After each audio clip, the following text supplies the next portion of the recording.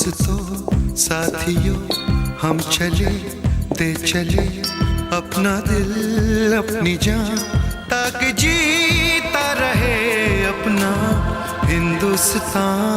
23 मार्च 1931 लाहौर की central jail की दीवारों के भीतर शाम का समय था। ऐसा लग रहा था कि उस दिन सूरज थोड़ा जल्दी डूब गया हो। जेल के बाहर हजारों लोग खामोशी से खड़े थे। किसी को नहीं पता था कि अंदर क्या होने वाला है, लेकिन जेल की मोटी दीवारों के भीतर 3 नौजवान जो अभी पूरी तरह अपनी युवावस्था को पार नहीं कर पाए थे, उनकी उम्र लगभग 23 वर्ष की थी, मौत का इंतजार कर रहे थे। वे हंस रहे थे, गा रहे थे और इतिहास लिख रहे थे। उनके मन, दिल, दिमाग में कोई भी किसी प्रकार का खौफ नज़र नहीं आ रहा था। उनका हर फैसले से ये पता चलता था कि वे वतन की आज़ादी के लिए हर हाल में मत मिटना चाहते हैं। उनके नाम थे भगत सिंह, राजगुरु, सुखदेव। लेकिन उनके बीच एक नाम और था जिसने इन क्रांतिकारियों को संगठित किया था, उन्हें रास्ता दिखाया था और जिसने कसम खाई थी कि अंग्रेज मुझे कभी जिंदा नहीं पकड़ पाएंगे। वह नाम था चंद्रशेखर आज़ाद। लेकिन सवाल ये है कि आखिर ऐसा क्या हुआ कि अंग्रेज सरकार को 3 नौजवानों से इतना डर लगने लगा कि उन्हें समय से पहले 23 मार्च को शाम को ही फांसी दे दी। यह कहानी शुरू होती है, साल था 1919, अमृतसर का जलियांवाला बाग। हजारों भारतीय शांतिपूर्ण जमा हुए थे, लेकिन अचानक ब्रिटिश जनरल डायर ने गोलियां चलाने का आदेश दे दिया। सैकड़ों लोग वहीं शहीद हो गए। उस खून से भीगी मिट्टी को एक 12 साल का लड़का अपने हाथों में उठा रहा था।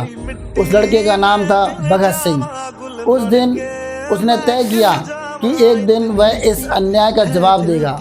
समय बीतता गया, देश में अंग्रेजी अत्याचार बढ़ते गए। लाहौर, कानपुर, बनारस, हर जगह क्रांति की चिंगारियां फैल रही थी। उधर एक युवक क्रांति के रास्ते पर चल पड़ा था। नाम था चंद्रशेखर आज़ाद। उन्होंने कई युवाओं को जोड़ा। उनमें सबसे तेज दिमाग था भगत सिंह, सबसे बेखौफ निशानेबाज थे सिमराव राजगुरु और संगठन के सबसे मजबूत स्तंभ बने सुखदेव थापर।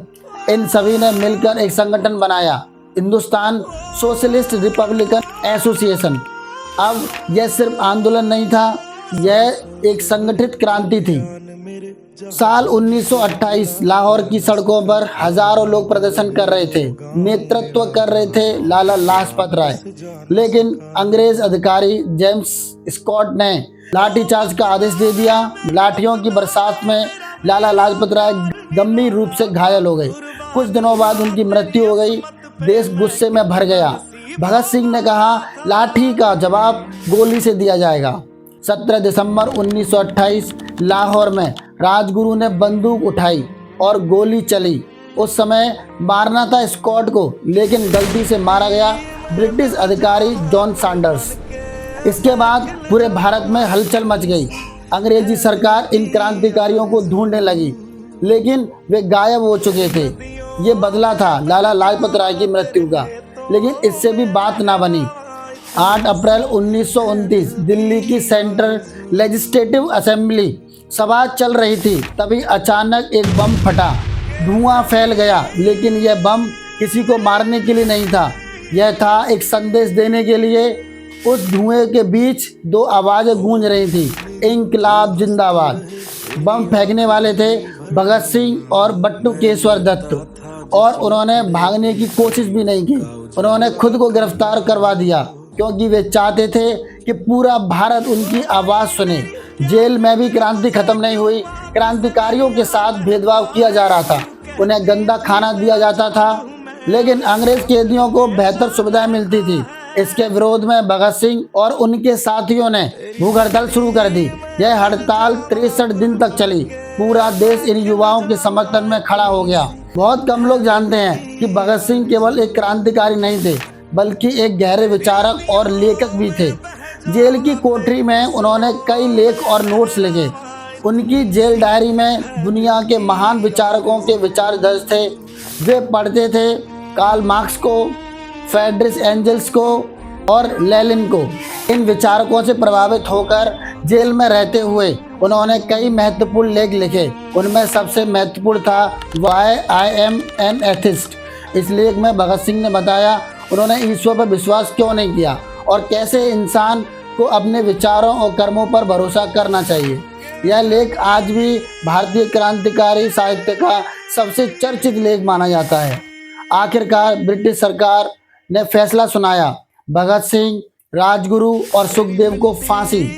तारीख तय हुई 24 मार्च 1931, लेकिन अंग्रेज डर गए थे। उन्हें डर था कि सुबह फांसी हुई तो पूरा भारत भड़क जाएगा, इसलिए उन्होंने गुप्त फैसला लिया, फांसी एक दिन पहले शाम को ही दे दी जाएगी। 23 मार्च 1931 लाहौर सेंट्रल जेल। तीनों क्रांतिकारी अपनी कोठरी में बैठे थे।